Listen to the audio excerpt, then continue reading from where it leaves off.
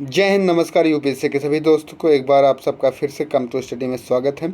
हम कल देख चुके थे Vision IAS 2023 PT test series का जो है 21 क्वेश्चन। आगे आज हम देखते हैं 22 नंबर का क्वेश्चन, जिसमें हमारा 22 नंबर का क्वेश्चन इस प्रकार है।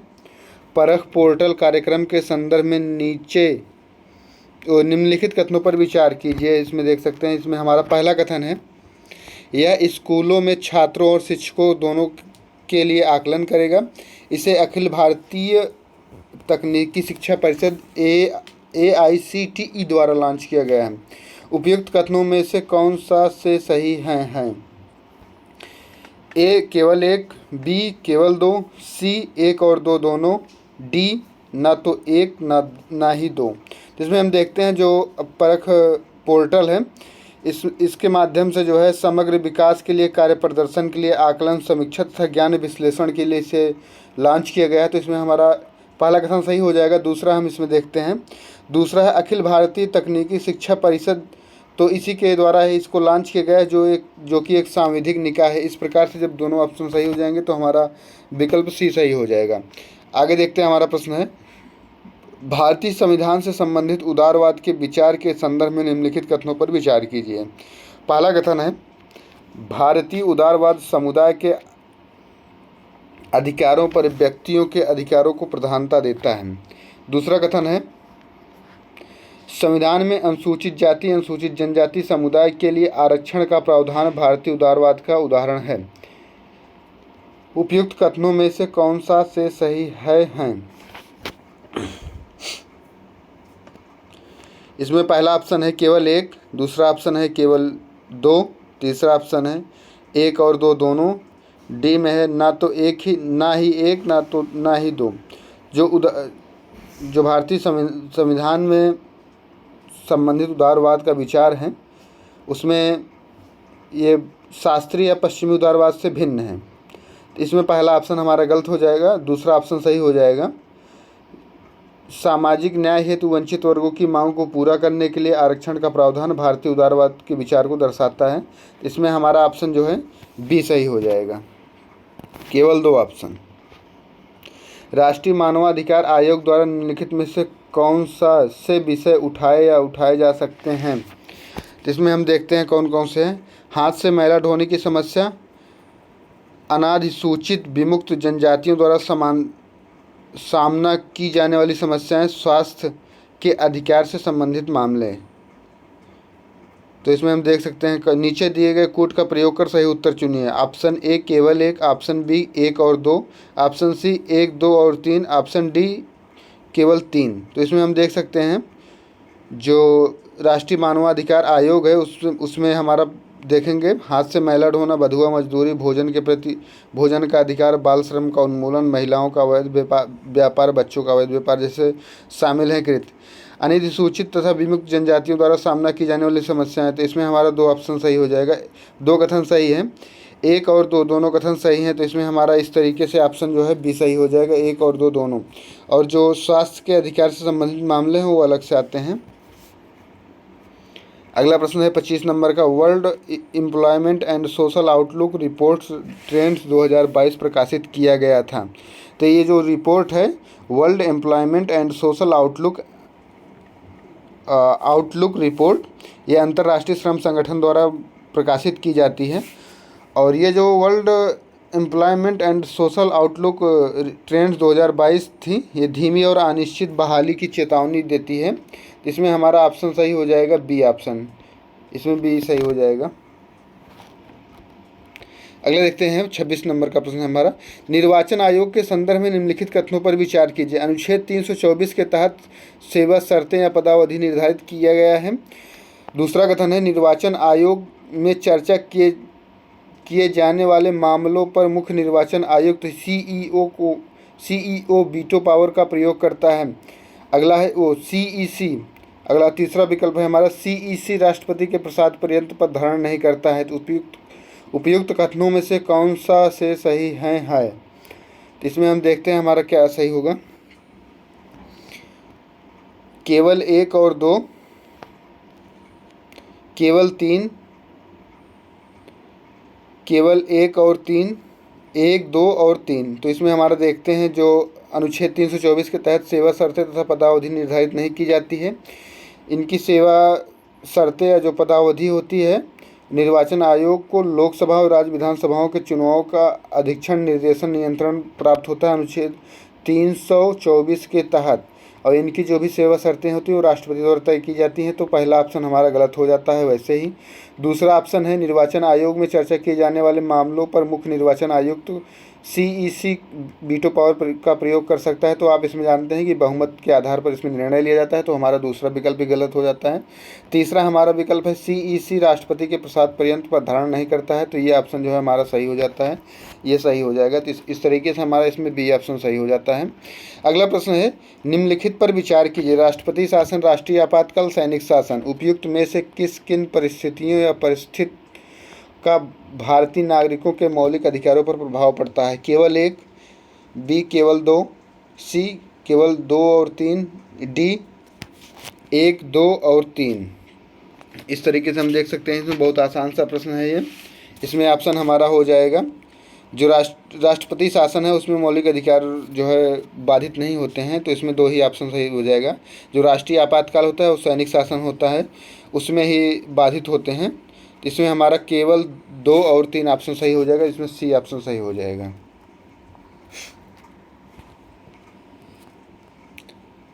आगे देखते हैं, निम्नलिखित में से कौन सा निदेशक सिद्धांत 42वें संविधान संशोधन द्वारा जोड़े गए बच्चों के स्वास्थ्य विकास के लिए अवसर सुरक्षित करना, सामान्य न्याय को बढ़ावा देना और गरीबों को निःशुल्क विधिक सहायता प्रदान करना, आय, प्रतिष्ठा, सुविधाओं एवं अवसरों में असमानताओं को कम करना, हिंदी भाषा के विकास को बढ़ावा देना। इसमें हम देखते हैं कौन कौन सा कथन। निम्नलिखित नीचे दिए गए कूट का प्रयोग कर सही उत्तर चुनिए। ए केवल 1 और 2, बी केवल 2 और 3, सी 1, 2, 4, डी 1, 2, 3 और 4। इसमें देखते हैं हमारा क्या सही होगा। जो 42वां संविधान संशोधन 1976 में हुआ था उसमें बच्चों के स्वास्थ्य विकास के लिए अवसर सुनिश्चित किया गया है अनुच्छेद 39A के तहत। सामान्य न्याय को बढ़ावा देने, गरीबों को निःशुल्क विधिक सहायता प्रदान करना उसी अनुच्छेद 39A में जोड़ा गया है। तो इस प्रकार इसमें हमारा ऑप्शन केवल 1 और 2 दोनों सही होगा। ऑप्शन ए सही हो जाएगा। आगे प्रश्न देखते हैं। 29 नंबर का प्रश्न है, निम्नलिखित में से कौन राष्ट्रपति के प्रसाद पर्यंत पद धारण नहीं करते हैं? तो इसमें हम देखते हैं क्या होगा। महान्यायवादी, नियंत्रक एवं महालेखा परीक्षक, संघ लोक सेवा आयोग के सदस्य, मुख्य चुनाव आयुक्त। नीचे दिए गए कूट का प्रयोग कर सही उत्तर चुनिए। केवल 1 और 2, बी 2, 3 और 4, सी 1, 3, 4, डी 1, 2, 4। तो इसमें हम देखते हैं महान्यायवादी जो है राष्ट्रपति के प्रसाद पर्यंत पद धारण नहीं करते हैं, और नियंत्रक, महालेखा परीक्षक, संघ लोक सेवा आयोग सदस्य, मुख्य चुनाव आयुक्त, ये तीनों लोग जो है प्रधानमंत्री राष्ट्रपति के प्रसाद पर्यंत पद धारण करते हैं। तो इसीलिए इसमें हमारा ऑप्शन 2, 3, 4 सही हो जाएगा। एक को छोड़ देते हैं। पद्म पुरस्कारों के संबंध में निम्नलिखित कथनों पर विचार कीजिए। पद्म पुरस्कार प्राप्त व्यक्ति को पहले प्राप्त पुरस्कार के 5 वर्ष के बाद ही उच्च पुरस्कार दिया जा सकता है, ये सही हो जाएगा। पद्म पुरस्कार समिति की अध्यक्षता कैबिनेट सचिव करते हैं, ये भी सही हो जाएगा। इस पुरस्कार की घोषणा से पूर्व प्राप्तकर्ता लिखित सहमति लेने का प्रावधान है। उपयुक्त कथनों में से कौन सा से सही है? ऑप्शन ए केवल 1 और 2, ऑप्शन बी केवल 2 और 3, ऑप्शन सी केवल 1 और 3, ऑप्शन डी 1, 2 और 3। तो इसमें हम देखते हैं पद्म पुरस्कार से संबंधित जो है इसमें हमारा ऑप्शन कथन ए और कथन 2 सही हो जाएगा। इस प्रकार इसमें ऑप्शन के कथन ए सही हो जाएगा। 31 नंबर का प्रश्न है हमारा, निम्नलिखित युग्मों पर विचार कीजिए। मूल अधिकार फ्रांस से लिया गया है। राज्य के नीति निर्देशक तत्व आयरलैंड से राज्य के नीति निर्देशक सिद्धांत आयरलैंड। सरकार का कैबिनेट स्वरूप ब्रिटेन से लिया गया है। उपयुक्त युग्मों से कौन सा सुमेलित है? ऑप्शन ए केवल 2 और 3, ऑप्शन बी केवल 1 और 2, ऑप्शन सी केवल 3, ऑप्शन डी ऑप्शन डी 1, 2 और 3। तो इसमें हम देख सकते हैं कौन सा सही हो जाएगा। तो इसमें जो हमारा कथन 1 और कथन 2 है वो सही हो जाएगा। 2 और 3 सही हो जाएगा क्योंकि जो मूल अधिकार है वो अमेरिका से लिया गया है। जिसमें से इस तरीके से हमारा कथन 1 सही हो जाएगा, केवल 2 और 3।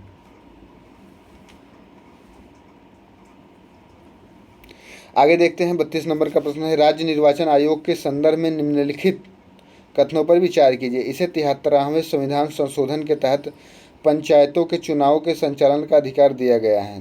दूसरा कथन है, राज्य चुनाव आयोग में पंचायत सीटों के परिसीमन, आरक्षण और चक्रानुक्रम का कार्य निहित है। तीसरा हमारा कथन है, राज्य चुनाव आयोग अपनी वार्षिक रिपोर्ट भारत के चुनाव आयोग और राज्यपाल को प्रस्तुत करते हैं। उपयुक्त कथनों में से कौन सा से सही है? कथन विकल्प ए केवल 1 और 2, विकल्प बी केवल 2, सी ऑप्शन 1 और 3, डी 1, 2 और 3। इस प्रकार से हम इसमें देख सकते हैं जो 73वें संविधान संशोधन द्वारा ये सही हो जाएगा पहला ऑप्शन हमारा। दूसरा ऑप्शन है राज्य चुनाव आयोग में पंचायत सीटों का परिसीमन, ये भी सही हो जाएगा। ये जो तीसरा है ये गलत हो जाएगा क्योंकि वर्तमान में राज्य चुनाव आयोग द्वारा रिपोर्ट प्रस्तुत करने के संबंध में कोई स्पष्ट प्रावधान नहीं है। ये जो है अपनी रिपोर्ट राज्यपाल को विशेष रिपोर्ट इनको प्रस्तुत करनी चाहिए। तो इस प्रकार इसमें जो है ऑप्शन ए सही हो जाएगा, 1 और 2, केवल 1 और 2। 33 नंबर का प्रश्न है हमारा, निम्नलिखित युग्मों पर विचार कीजिए। आयोग निकाय किसके अंतर्गत आता है? राष्ट्रीय अल्पसंख्यक आयोग, सामाजिक न्याय और अधिकारिता मंत्रालय, राष्ट्रीय महिला आयोग, महिला और बाल विकास मंत्रालय, राष्ट्रीय अनुसूचित जनजाति आयोग, जनजातीय मामलों के मंत्रालय। तो इसमें हम देखते हैं क्या सही होगा। ऑप्शन ए केवल 3, ऑप्शन बी 1 और 2, ऑप्शन सी केवल 2 और 3।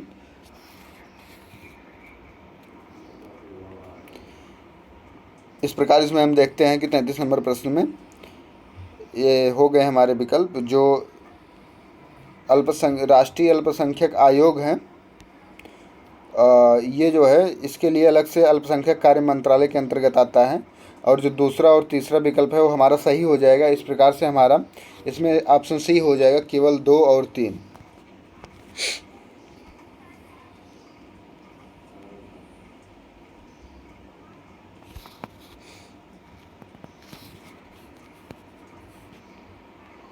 अगला प्रश्न है 34 नंबर का, वित्त आयोग के संदर्भ में निम्नलिखित कथनों पर विचार कीजिए। यह एक अर्ध न्यायिक निकाय है। इसके सदस्य 5 वर्ष या 65 वर्ष की आयु तक पद धारण करते हैं। इसके सदस्य की पुनर्नियुक्ति हेतु पात्र होते हैं। इसमें देखते हैं हम क्या होगा। उपयुक्त कथनों में से कौन सा से सही है? ऑप्शन ए केवल 1 और 2, ऑप्शन बी केवल 2, ऑप्शन सी 1 और 3, ऑप्शन डी केवल 1। इसमें जो हम देखते हैं यह एक अर्धन्यायिक निकाय है, ये सही हो जाता है। इसके सदस्य पुनर्नियुक्ति हेतु पात्र होते हैं, ये भी सही हो जाएगा। जो इसमें पद धारण से संबंधित कथन है, क्योंकि वित्त आयोग में एक अध्यक्ष के साथ 4 अन्य सदस्य होते हैं जिन्हें राष्ट्रपति द्वारा नियुक्त किया जाता है। राष्ट्रपति द्वारा निर्दिष्ट की गई अवधि के लिए पद धारण करते हैं। इनकी अवधि फिक्स नहीं होती, इसलिए इसमें हमारा ऑप्शन सी सही हो जाएगा, 1 और 3। अगला देखते हैं हमारा 35 नंबर का प्रश्न है, हाल ही में एयरटेल पेमेंट बैंक को आरबीआई द्वारा अनुसूचित बैंक का दर्जा दिया गया। इस संदर्भ में निम्नलिखित कथनों पर विचार कीजिए। प्रत्येक अनुसूचित बैंक समाशोधन गृह का सदस्य बनने के लिए पात्र हैं। भुगतान बैंक डेबिट और एटीएम कार्ड मुहैया करा सकते हैं। तीसरा है, भुगतान बैंक की जमा राशि सीमा प्रति व्यक्ति 1 लाख रुपए होती है। नीचे दिए गए कोड का प्रयोग कर सही उत्तर चुनिए। ऑप्शन ए केवल 1 और 2, ऑप्शन बी केवल 2 और 3, ऑप्शन सी 1 और 3, ऑप्शन डी 1, 2 और 3। तो इसमें हम देखते हैं जो हमारा पहला कथन इसमें सही हो जाएगा, संशोधन गृह कार्य का सदस्य होना अनिवार्य है। और जो भुगतान बैंक होते हैं वो एटीएम कार्ड मुहैया कराते हैं। जो इसमें हमारा ATM कार्ड तथा जो है नेट बैंकिंग भी उपलब्ध कराते हैं। इसमें जो है सीमा वर्तमान में प्रति व्यक्ति 2 लाख रुपए तक है। तो ये हमारा तीसरा कथन गलत हो जाएगा। तो इस प्रकार से हमारा इसमें ए ऑप्शन सही हो जाएगा, केवल 1 और 2। अगला प्रश्न देखते हैं, 36 नंबर का प्रश्न है, भारतीय संविधान का उपयोग उस मूल ढांचे के रूप में करता है जिसके भीतर सरकार संचालित होती है। निम्नलिखित में से कौन सा इसका कारण नहीं है? न्यायपालिका और राजनीतिक प्रथाओं ने संविधान के कार्यान्वयन में लचीलापन दर्शाया है। बी कथन, संविधान का मूल ढांचा हमारे देश के अनुकूल है। सी कथन, संविधान निर्माता बहुत दूरदर्शी थे, उन्होंने अनेक परिस्थितियों के लिए समाधान प्रदान किया है। डी कथन, भारत का संविधान एक पवित्र दस्तावेज है और इसे परिवर्तित नहीं किया जा सकता है। इसके जो है कथन हम देखते हैं।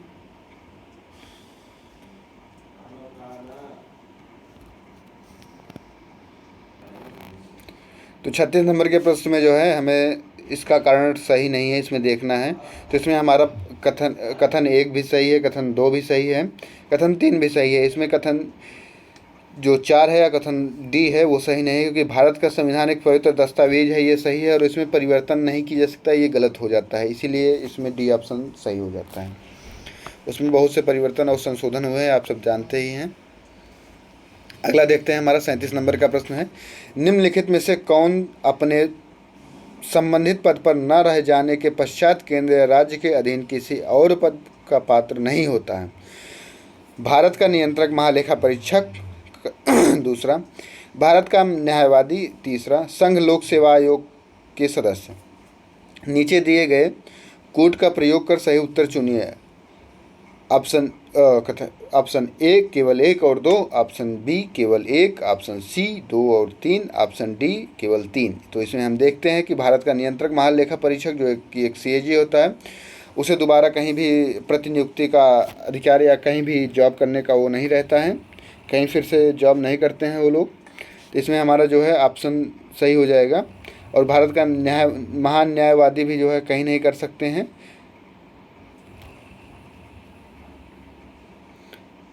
इसको फिर से हम देखने का प्रयास करते हैं। निम्नलिखित में से कौन सा अपने संबंधित पद पर न रह जाने के पश्चात केंद्र या राज्य के अधीन किसी भी पद का पात्र नहीं होता है? तो इसमें हमारा हो जाएगा जो ए है 1 और 2, बी है केवल 1, सी है 2 और 3, डी है केवल 3। तो इसमें हमारा हो जाएगा बी ऑप्शन। जो भारत का नियंत्रक महालेखा परीक्षक होता है, ये कहीं नियुक्ति का पात्र नहीं होता है। तो इसमें हमारा ऑप्शन बी सही हो जाएगा।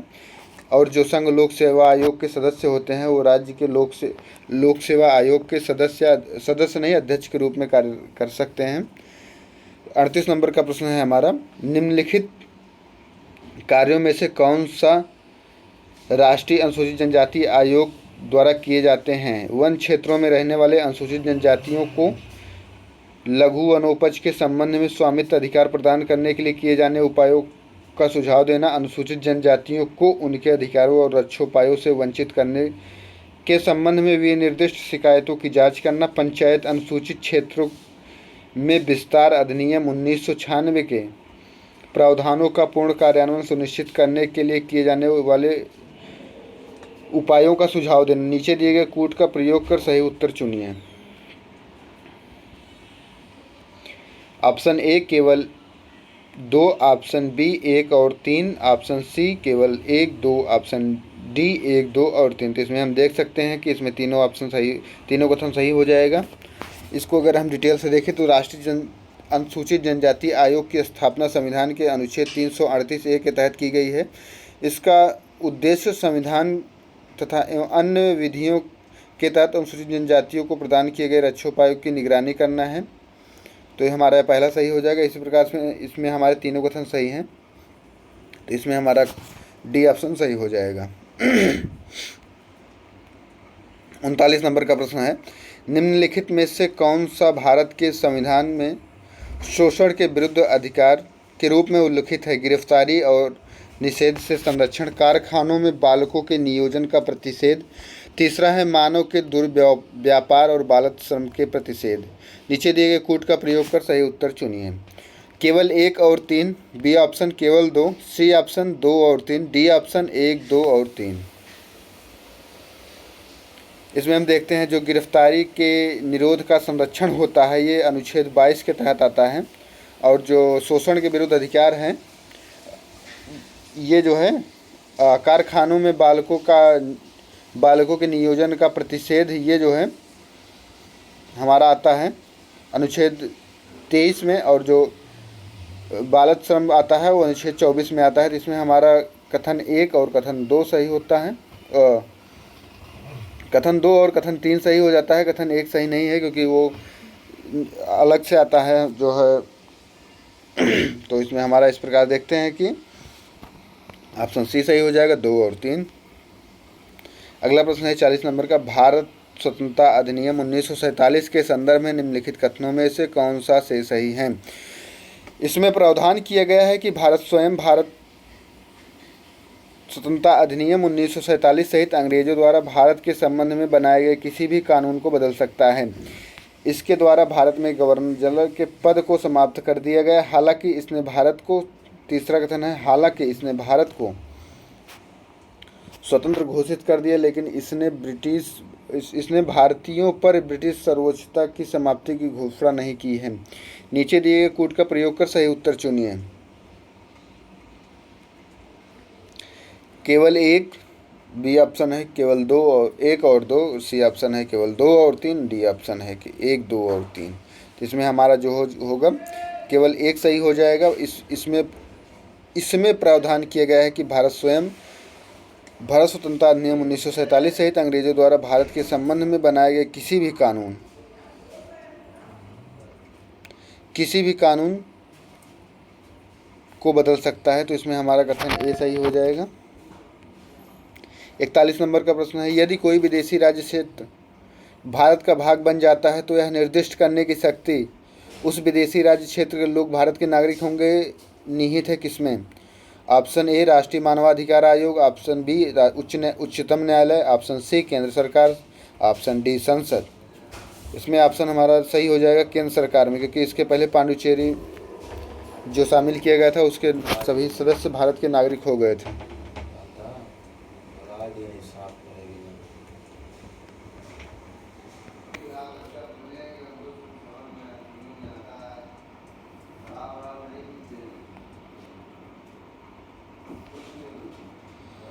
तो इस प्रकार हम देख सकते हैं जो कुछ भी राज्य मिलाए गए हैं उनके सभी नागरिक भारत के नागरिक हो जाते हैं। पांडुचेरी का उदाहरण ले सकते हैं आप लोग इसमें। अगला प्रश्न हम देखते हैं 42 नंबर का प्रश्न है, अनुच्छेद 17 अस्पृश्यता का उन्मूलन के संदर्भ में निम्नलिखित में से कौन सा से सही है। यह अस्पृश्यता और किसी भी रूप में उसके आचरण का उन्मूलन करता है।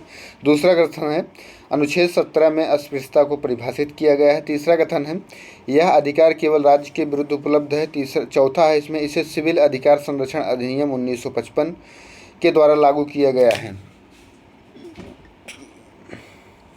इसमें हम देखते हैं नीचे दिए गए कोड का प्रयोग कर सही उत्तर चुनिए। कथन विकल्प ए केवल 1 और 2, विकल्प बी 1 और 4, सी 2, 3 और 4, डी केवल 4। इसमें हम देखते हैं जो हमारा पहला कथन है अस्पृश्यता किसी भी रूप में उसके आचरण का उन्मूलन करता है, ये सही हो जाएगा हमारा। जो परिभाषा है परिभाषित नहीं की जाती है, इसके माध्यम से परिभाषित नहीं होता है। इसे सिविल अधिकार संरक्षण अधिनियम 1955 द्वारा लागू किया गया। तो इसमें जो कथन 1 है कथन 4 है दोनों सही हो जाएगा। तो इसमें हम देखते हैं कि किसमें कथन 1 और कथन 4 की बात की गई है, तो इसमें बी ऑप्शन में बात की गई है। तो इस प्रकार से हमारा बी ऑप्शन सही हो जाएगा। इसमें केवल 1 और 4। प्राय सुर्खियों में रहने वाला डार्क जीनोम संदर्भित करता है यह डीएनए के उन भागों को जिनके बारे में हमें न्यूनतम जानकारी है, जिनके जैविक कार्यों के बारे में अधिक जानकारी नहीं है। हमारा दूसरा कथन है कठोर वातावरण जैसे समुद्र के नीचे उच्च दाब की स्थितियों में रहने वाले सूक्ष्म जीवों के डीएनए को, सी ऑप्शन है हमारा, सी कथन है डीएनए के उन अनुक्रमों को जिन्हें आनुवांशिक अभियांत्रिकी द्वारा बदल दिया गया है। डी है हमारा जानवरों के संरक्षित समूह में पाए गए अप्रभावित डीएनए। तो इसमें हमारा जो है देखते हैं कि कौन सा सही है। इसमें हमारा अगर देखें तो हमारा ये सही हो जाता है। डीएनए के उन भागों को जिनके बारे में हमें न्यूनतम जानकारी है, जिनके जैविक कार्यों के बारे में अधिक जानकारी नहीं है, डार्क जीनोम उसी को संदर्भित करता है। इस प्रकार इसमें कथन ए सही हो जाता है और जो भी हैं ये सब गलत हो जाएंगे। और सी ऑप्शन आप जानते हैं, ये भी नैनो टेक्नोलॉजी के तहत आता है। हमारा अगला 44 नंबर का प्रश्न है, राज्य लोक सेवा आयोग एसपीएससी के संदर्भ में निम्नलिखित कथनों पर विचार कीजिए। आयोग के आधे सदस्य एससी, एसटी और ओबीसी वर्गों के व्यक्ति होने चाहिए। एसपीएससी के सदस्यों को संबंधित राज्य के राज्यपाल द्वारा हटाया जाता है। इसमें हमारा दोनों देखते हैं क्या है। उपयुक्त कथनों में से कौन सा से सही है। कथन विकल्प पहला है ऑप्शन ए केवल एक, ऑप्शन बी केवल दो, ऑप्शन सी एक और दो दोनों, ऑप्शन डी ना ही एक ना ही दो। इसमें हमारा दोनों गलत हो जाए, क्योंकि जो सदस्य होते हैं उसमें इस प्रकार से कोई प्रावधान नहीं होता, वो सीनियरिटी के आधार पर रखे जाते हैं। तो हमारा पहला कथन गलत हो जाता है। दूसरा है हमारा एसपीएससी के सदस्यों को संबंधित राज्य के राज्यपाल द्वारा हटाया जाता है, जो कि ये भी गलत हो जाएगा। इसमें इसको जो है राष्ट्रपति द्वारा हटाया जाता है। तो इसमें ऑप्शन डी सही हो जाएगा, ना ही एक ना ही दो। अगला देखते हैं हम अपना 44 के बाद 45 नंबर का प्रश्न है, निम्नलिखित में से कौन सा आयोग समिति ने भाषा के राज्यों को पुनर्गठन के मानदंड के रूप में स्वीकार किया था। ऑप्शन पहला जो है धर आयोग, दूसरा है जेवीपी समिति, तीसरा है फजल अली आयोग। नीचे दिए गए कूट का प्रयोग कर सही उत्तर चुनिए। ऑप्शन ए केवल एक, ऑप्शन बी एक और दो, ऑप्शन सी केवल तीन, ऑप्शन डी केवल दो और तीन। तो इसमें हम आप देख सकते हैं कि जो धर आयोग और जेवीपी समिति है, ये दोनों ने विरोध किया था। भाषा के आधार पर इसको मतलब भाषाई आधार पर राज्य के पुनर्गठन के तर्क को पूरी तरीके से खारिज कर दिया था। जो फजल अली आयोग है, इसने इसका समर्थन किया था। तो इसमें हमारा जो आंसर होगा वो सी हो जाएगा, फजल अली आयोग यही जो है समर्थन किया था। निम्नलिखित कथनों पर विचार कीजिए। 46 नंबर का प्रश्न है, राष्ट्रीय मानवाधिकार आयोग एनएचआरसी और राज्य मानवाधिकार आयोग एसएचआरसी आयोग के अध्यक्षों की नियुक्ति भारत के राष्ट्रपति द्वारा की जाती है। दूसरा है हमारा एनएचआरसी और एसएचआरसी के अध्यक्षों को केवल भारत के राष्ट्रपति द्वारा हटाया जा सकता है। तो इसमें हम देखते हैं उपयुक्त कथनों में से कौन सा से सही हैं। ए केवल एक, बी केवल दो, सी एक और दो दोनों, डी ना ही तो ना तो एक ना ही दो। तो इसमें हम देखते हैं, इसको थोड़ा डिटेल से देखना पड़ेगा। 1993 में लागू हुए मानवाधिकार संरक्षण अधिनियम में राष्ट्रीय स्तर पर राष्ट्रीय मानवाधिकार और राजकीय मानवाधिकार के गठन का प्रावधान किया गया है। राज्य मानवाधिकार केवल राज्य सूची और समवर्ती सूचीबद्ध विषयों के संबंध में मानवाधिकारों के उल्लंघन की जांच करता है। तो इसमें हम देखते हैं कि कौन सा सही हो जाएगा, और इसी प्रकार ये गलत मतलब है। राष्ट्रीय मानवाधिकार आयोग एनएचआरसी के मामले में उनकी नियुक्ति भारत के राष्ट्रपति द्वारा की जाती है, इसलिए कथन एक सही नहीं है। और कथन दो है कि एनएचआरसी और एसएचआरसी के आयोगों के अध्यक्षों को केवल भारत के राष्ट्रपति द्वारा हटाया जा सकता है, ये सही हो जाएगा। तो इस प्रकार से इसमें दूसरा कथन सही हो जाएगा। 46 नंबर के प्रश्न में हमारा बी कथन सही हो जाएगा, केवल दो।